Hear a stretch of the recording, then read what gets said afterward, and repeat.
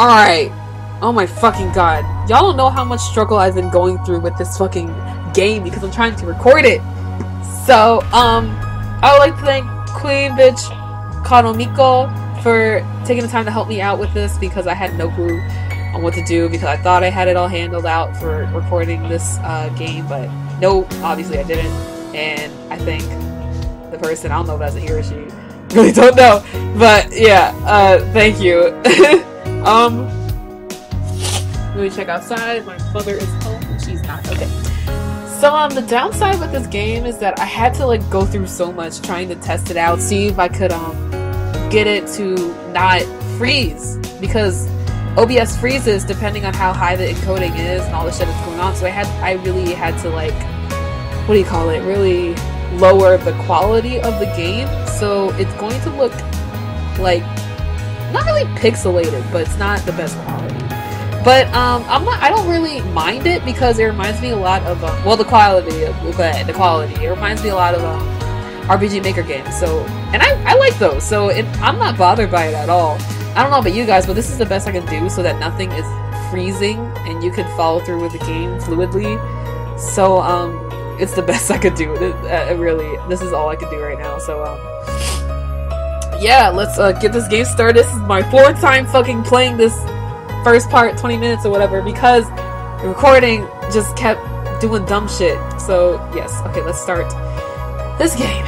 Alright, let's go. Fate Stay Night Part 1. Okay.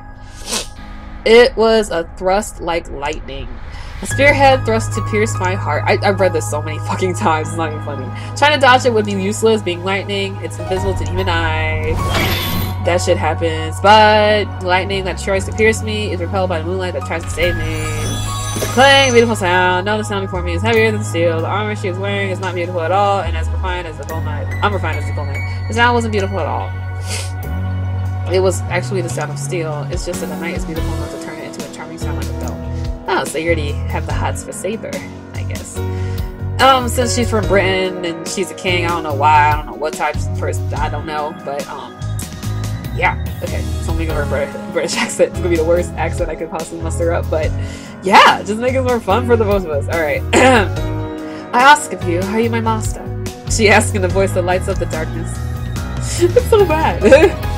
Alright, I have come forth in response to your son. Oh, this is really bad. Okay. Oh my god! I have come forth in response to your summons. From this time forward, my sword shall be with you and your fate shall be with me. Now our contract is complete. Yes, the contract has been completed when she chose me as her master. I'm sure I swore to help her too. The moonlight still lights up the darkness. As if following the knight's example, the shed again falls silent. Time has stopped. The scene lasts less than a second, but I remember the scene vividly even when I'm gone to hell. Face lightly turned, the quiet green eyes, instant becomes an eternity. The blue outfit symbolizing her sway in the wind. Her outfit is on so much fleek. A faint blue light filters in, the golden hair shines in the moonlight. I bet when I put this on YouTube, it's gonna look so fucking shitty. I hope not. Alright, fate, bitches. Okay. This is a story from 10 years of motherfucking ago. I already read this shit. I'm so fucking mad to go through this all again. I'm watching someone I know very well talking about a deep-featured face who, to my knowledge, has never told a joke. It's patting my head. No, that's not quite right. I guess he doesn't know how much strength to use. So to be more accurate, he's grabbing my head and mashing it around. I guess that's only to be expected. After all, that's the first time he's ever patted my head. Fucking, I'll have to get going now. You know what to do now, right? I answered a deep voice with a polite, yes. The man patted my head, nods once, lets go, and stands up. So that was it. If I known that it was our final moment together, I would have made him laugh with my best jokes. I practiced telling jokes a lot and hoped that I could bring a smile to his great face. Bitch, you be like, you be throwing shots, like, oh my god. It's like, what's with that cloak? Look, you look like a bumpkin. Fuck out my face, Tozaka. I guess you can say I was sad that I couldn't tell any of them. Put the association in your debt by the time you mature.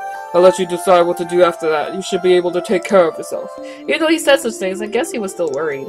He told me about the heirloom jewels, the jewels inherited from the master, and how to manage the basement. As he was telling me all the things I didn't yet know, I realized even as a child that most likely he wouldn't be coming back at all. A war had started, not a war between countries, but a war between people. But the only ones at war were 7 people. In a situation like this, the word war should be unsuitable, but here it's a different story, as the ones in the conflict are Magi. The 7 Magi, each from a different faction, had started to compete for unknown reasons, and killed each other in unknown ways. The man standing before me was one of them. He too was in a position to kill or be killed. He must have known more keenly than I did that his time was near. Rin, the Holy Grail will appear eventually. It is our duty as a Tosaga family to win it. More importantly, if you want to be a Magus, you can't avoid it. One more, he patted my head and left. That was the end. That was the last time I saw the man who entered the Holy Grail War as a master and died. The man who was my teacher as well as my father. Take care, father. I see him off politely. I knew I was on the verge of tears, but I shed no tears. I cried. I cried him. I loved him. He was a great father and a great Magus. Among Magi, there are only obstinate people. I say Magi because the anime Magi. In the whole world, I don't think anyone had a better character than his. He taught me as a teacher and loved me as a father. That's why I decided to choose my path according to what he left me in the end. Rin, the Holy Grail will appear eventually. It is our duty as a Tosaga family to win it. More importantly, if you want to be a Magus, you can't avoid it. In the end, he left me those words as a Magus and not as a father. That is why at that moment my path was determined. Alright, I'll do my best to be a proper Magus. It's only natural for a student to follow the words of their teacher. Since then, through many twists and turns, I, Tosaka Rin, have matured.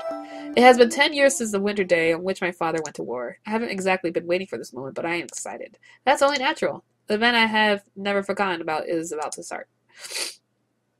I don't know if she's like retelling a story or this is current, because the way she was doing it was reminiscent, even when she was narrating about her past. I don't know. It's weird. Yeah, I guess it's about her, she's narrating the past. Alright, this is present. I've already been through this shit. This annoying ass alarm clock, I swear to God. Something is ringing. Brr, brr. Shut up! Stop it! The sound doesn't stop. It rings loudly as if I'm an enemy. Why? Come on! I was up late last night, so... It should let me sleep in a bit longer. No, it has to let me sleep in. I was deciphering my father's will until early this morning, and I've used up too much magical energy. In other words, my mind and body are dead tired. Oh, jeez! You're really stubborn! Ring, ring, ring. The alarm clock doesn't speak my language, so why does the ringing sound like it's telling me, you're going to be late? Late? Being late is bad! Though that depends on the situation. I'm a good student, but maybe I can get to school at the last moment just for today. That's right. I set the alarm 30 minutes early, so I should be able to sleep for 30 minutes more. Huh? Isn't that strange? Set it 30 minutes early? I look at the alarm clock drowsily. The clock is pointing exactly at 7. I usually get up at 6:30, so the spare 30 minutes have already been used up. Oh, why can't I think when I wake up? Huh? I stare at the alarm clock for several seconds. Shutting it off, I decided to get out of bed. Cools. So far, everything's cool. Nothing froze. Passing through the cold hall, I enter the cold living room. It's cold, cold, cold. It's 7 o'clock on the last day of January. Fuyuki City is usually pretty warm in the winter, but this morning is as cold as any other city. I can even see my breath indoors, and on top of that, there's no one else in the house to warm it up. Heater, heater. Turn on the heater, I head to the bathroom. Yeah, I'm gonna use... This is the voice I'm gonna have for Tosaka. At times like this, living on your own is inconvenient. If there were someone to wake up before me, the living room would be warm by now. I'll probably keep most of the guys' voices on because there's a lot of fucking characters in this story, so yeah. I wash my face at the sink, I brush my long hair, and get ready. A cold morning, cold sink. I can't wait to voice cast her, yo. I already have a voice ready, I'm just waiting for it to appear. The only advantage is that the cold water clears your sleepiness completely. I tie a ribbon and I'm all ready. All I have to do is eat breakfast and head out. Looking at the clock, it's only a bit past 7 and I'm a bit disappointed. Man, I guess I don't have to run after all. Then again, I would never do anything as clumsily as running to school anyway. It is a custom of the Tosaka family to act with composure and elegance at all times. Here we go with the fucking sorcery and the magic shit. It confused the hell out of me the first time I was reading this. I'm just like, what? Taking a custom like that seriously must mean that my family originated from a very high-class background indeed. Owning this old Western-style mansion is proof of that, and on top of it, the Tosaka family is a bloodline of sorcerers able to use the power of magic. If you're talking about age, our family has an ancient history. Well, it's not something I can brag about. Actually, I can't speak openly about it at all. Oh, by the way, I, Tosaka Rin, am a magus. Who on earth can I brag to like that? Magic is just what it sounds like, magic. I don't care if you get ideas like abracadabra or whatever. You can just think of us as people who do strange things by casting spells. No, it's not like we fly. I'm about to sneeze. Okay. No, it's not like we can fly around on brooms or make stars appear with a wave of a wand. Well, we could do that, but we don't bother as it's kind of meaningless. We're basically heretics who hide ourselves from the world. We're prohibited from standing out, and even if we weren't, we would rather be at home studying magic. On top of that, the word sorcerer is completely inaccurate. To be precise, there are only 5 sorcerers in the world. Huh, reminds me a lot about Magi, but you know, just nice like things no one can do, things beyond the ability of modern science. The ones who can make such miracles are the ones we call sorcerers. Ah, okay. Like reading it over like about 3 times, it makes you understand this a little bit better. Miracles that can never be achieved regardless of time or effort, those we call sorcery. Those things that are mysterious but achievable with time and effort, those we call magic. That's why what I do is called magic rather than sorcery. It's complicated, but that's how it is, so just accept it. To be honest, the modern world doesn't recognize the existence of Magi as we believe, control, and learn things that are immeasurable. Our existence is incompatible with the modern world because it's kind of meaningless. Going to a normal school and becoming a normal adult will bring you far more happiness than studying magic. Human technology is great. In the past few hundred years, it has been leading the way ahead of magic. Nothing is impossible for humans. The miracles once only possible through magic are now tools and not miraculous at all. Still, magic has its good points. Just as there are things possible only through science, there are also things possible only through magic, like bringing back fucking Emiya from death. That was weird. It was the master of the Tosaka family who said that if science is moving toward the future, magic is moving toward the past. Something about the past and the future ending up in the same place, everything always running toward the 0 point. Let's put off all these difficult discussions. They should wait until we're old. I totally agree with you. Totally. Finish your breakfast, I grab my bag. Oh yeah, I should bring the pennant. I don't really want to take the things to school, but it'd be a waste just to leave it here. The thing is 100 years old after all. It's by far the greatest jewel in the house. No, that's an understatement. It's much stronger than that. I found this after decoding Father's will last night. It contains the equivalent of 10 years of my magical energy. There was said to be an heirloom, and this might well be it. We, the Magi of Tosaka, are skilled at the transformation of power. We put our magical energy into the jewels whenever we have free time. To put it simply, the jewels are bullets and we are the gun. The only other thing I can say I received from my father is a magic crest of the Tosaka family engraved on my left arm. In essence, this is a proof of the successor. It's like a tattoo that condenses all the inherited magic of the Tosaka family. It hasn't started yet, but I guess it doesn't hurt to be careful. I put the pendant, which can now be used to be now be said to be my father's memento, into my pocket. This is the last resort. Pretty much anything is possible with the magical energy contained in this. It's 7:30. I should get going or I'll be late for school. Okay. Skillberg. I know she says this a lot, but you know what? It's hard. I weave my words with magical energy quickly. Being a magus, I can't let my guard down when leaving my house, even though there's never been a single robber, wandering child, nor a stray cat. I don't think my neighbors have ever come to say hello either. Well, I don't really care, but not even a stray cat? What's up with that? A look at the mansion I've grown so accustomed to over the years. Fuyuki is certainly a strange city with many Western-style houses on this side of town and an area full of Japanese-style houses just beyond the intersection. I guess it's because many foreign families came to live here a long time ago, but even so, I don't see many foreigners around here now. There's a foreigners' cemetery in the new city across the river, but it only has the graves of the first generation of families. Maybe the soul of Japan didn't suit them. I'll go to the church and ask the priest sometimes. The mean and fucking motherfucker. He knows about lots of boring things. I'm just waiting for all this shit to unravel. Like, it's gonna be great. Huh? Stepping outside, I feel a certain incongruity. What's up? It's quieter than usual. It's especially quiet with no sense of the morning's noisiness. At 7:30, the streets should be filled with students going to school and people going to work. Well, I guess there are days like this. Perhaps everyone slept in today. It's unusually cold, so I bet everyone's still wrapped up in their warm beds. Misty. My cat is here. She's watching me play. But even so, it's strange that I haven't seen even one student so far. At 7:30, you can usually see people in uniform here and there. But I'm the only person at the school gates, and it looks like the clubs are just starting their morning practice. In other words, the only explanation is, here you go. And I gave this girl, what do you call it? A Valley Girl accent, so that's what I'm gonna do. Okay. Oh, Tosaka, you're up early today. Wait, is this Tosaka? As I suspected. With a small sigh, I turned to the girl who addressed me. It's so weird how this fucking, like, I mean, because I'm used to the VNs nowadays when they have, like, what do you call it? The box down here, the talking dialogue boxes. But I have played a game before when it had something like this, like the big ass thing that's like the picture. It's pretty cool. It's different. I like it. Okay. Morning. It really is cold today, huh? This girl I'm speaking so frankly is Mitsuzuri Ayako. She's my classmate in class 2A, and there are a lot of stories about her. Good morning.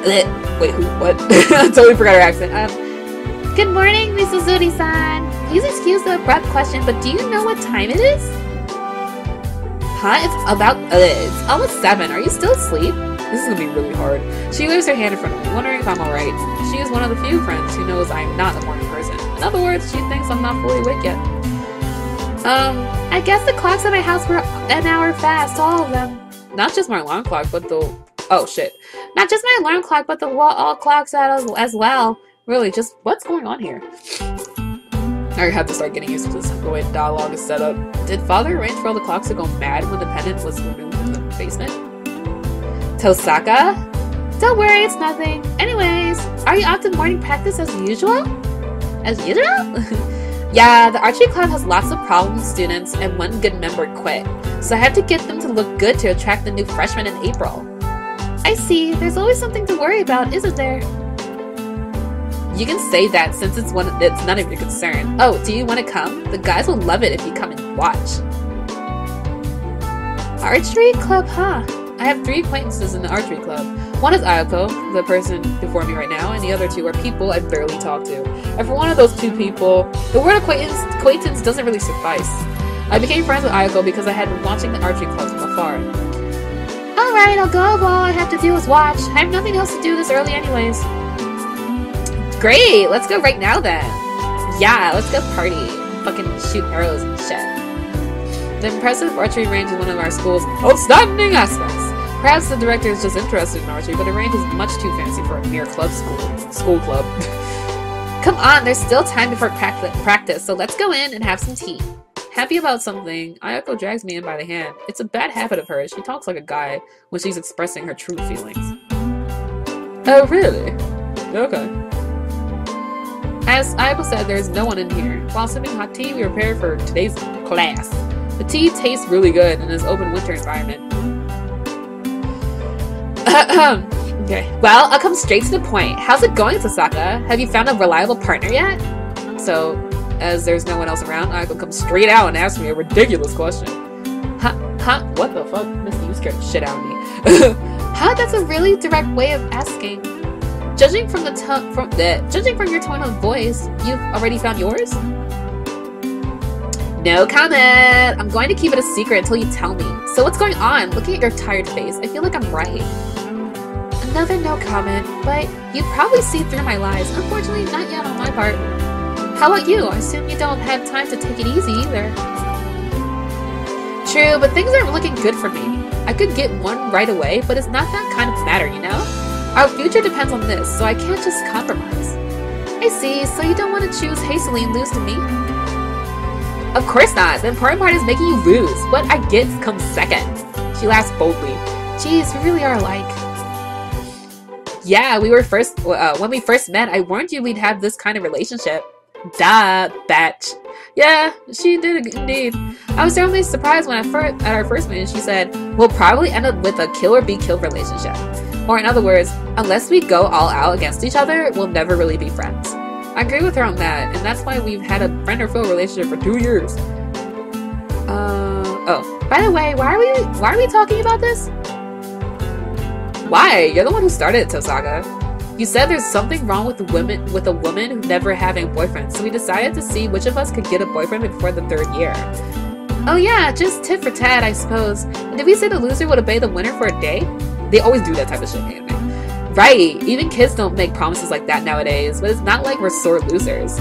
Whatever the result, the loser will obediently follow the winner's orders. Just thinking about it gets me excited. Ayako laughs. Honestly, she's so serious about this. Mitsuzuri Ayako is such a difficult person to deal with. So I can't wait to beat Ayako either, so neither of us are people you want to deal with. I see, but Mitsuzuri-san, it's fine to enjoy yourself, but you should take care not to get your objectives wrong. You know that's not the only point of the contest, don't you? I know, I can't call it a complete victory unless I beat you with a relationship you would really be jealous of. Well, that's the biggest problem with us. No matter how good of a guy it is, there's no point if we can't bring ourselves to love him.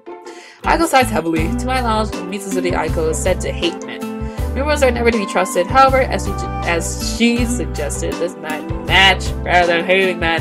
I think she just didn't have a chance. But that aside, hold it. What do you mean us? Oh shit, wrong person. Hold it. What do you mean by us? I'll say it right now, but I'm not cold-hearted like, right person, okay. Hold it, what do you mean by us? I'll say it right now, but I'm not cold-hearted like you. I'd have no problem. What the fuck? Who is talking? Hold it. I think she meant, I think Mitsuzuri is talking. I don't know. I'll just do me. Okay, I'll just do Rin. Okay. Hold it, what do you mean by us? I'll say it right now, but I'm not cold-hearted like you. I'd have no problem loving him. God, this is really fucking hard. Oh, that's a lie, or are you fooling yourself? There's no way you'd even be concerned about a guy. You'd never given one good response to any of the questions made to you. If you had even the slightest interest, you'd think of going out with them, but you keep declining, so it must mean you're not interested in men. You're not thinking enough. Couldn't we say I'm declining because I already have someone I like? Wow, that's a good answer. I like that. It's romantic. Ayako nods seriously, not making fun of me. Her sigh says, wouldn't it be nice if that was the case? Jeez, I really can't keep anything from her. You're right, I think so too. Well, it's exactly as she says. I know myself how cold I am. I admit it, I know nothing when it comes to love and relationships. Exactly, you're the one who said we're alike. Oh, it's almost 7. Let's leave the secret talk there. You never know when someone might walk in on us, and we should act like proper students. Well, I never knew you had social matters like that. It was worth getting up early just to hear that. Okay, this is about how far I went in the game, so yeah. Not so much as you. My social manners are nothing compared to yours. You hide yourself so much that it almost seems like you're a different person. Y'all obviously you can see I can't read. Hako gives an exaggerated sigh. Both of the teas she made are now empty, and it's my turn to make it. Yeah, that's how far I went. This is exactly how far I went. So why don't you join a club, Tosaka? I won't listen to any lies about not having the athletic ability. I'm still bitter that I lost you in all aspects in last year's physical testing. Oh, but you beat me in lung capacity and also in weight. Alright, and 3 kilograms heavier than you. I'm 3 kilograms heavier than you. Hey, being heavier isn't something to be happy about, you fox. Aiko slams on the table. You can be whatever weight you want as long as you love yourself, bitch. Love yourself, bitch. Step your pussy came up, honey. Be careful. You might spill the tea, Mitsuzuri-san. You're the captain, so you should treat this place with care. Shut up. I'm your rival first and captain of this place second. Naturally, if there are no members around, I'll go after you. What kind of relationship? Aiko looks at me with narrowed eyes. This girl has her own sense of beauty, and she always says, beautiful people have to do some kind of martial arts. She's a bold person, experienced in most martial arts. She joined the archery club with no experience and is now the captain as if it were only natural. She's probably one of the top three people in the club. School, you should never disobey, regardless of gender. Oh, isn't it a problem to claim you're not the captain if there are no members around? Of course not. I'm the captain in name only, so all I can do is keep an eye on the problem members. There are people better than me, so it's not a very dignified captaincy.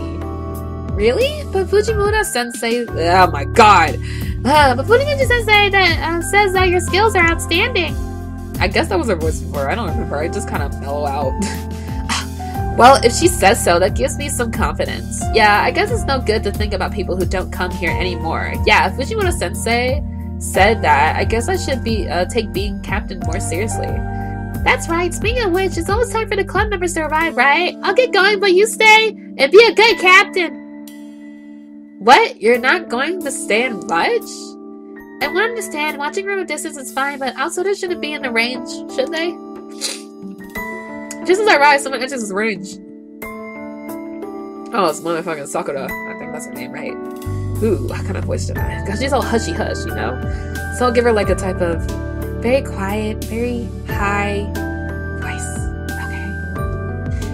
This is gonna be hard. Okay, my nose is fucking stuffy because I sneezed. Okay. Good morning, Captain. Morning, Mato. You're alone this morning? Yes, I'm sorry I couldn't be of help. Nah, it's okay. If he doesn't want to come, there's no point forcing him to. Mayako addresses the club member who just entered. Shit, what was her voice? Well, I'll be going. See you later, Mitsuzuri-san! Yeah, see you later, Tosaka. Thank you for coming, Tosaka-senpai. Thanks, you take care too, Sakura. This is, oh my god, wow, this is crazy. Like all these voices at once, I'm just like, I lead a range trying not to interrupt them. Oh, motherfucker, mother of Jesus Christ. Hold up, turn this. No, I want to voice them though, because she's fucking... Well, I'll stop here, and then I can like figure out what voice I want for this guy. So thanks for watching, guys. The first thing, I know I suck. Just, yeah, let's enjoy this together. Bye.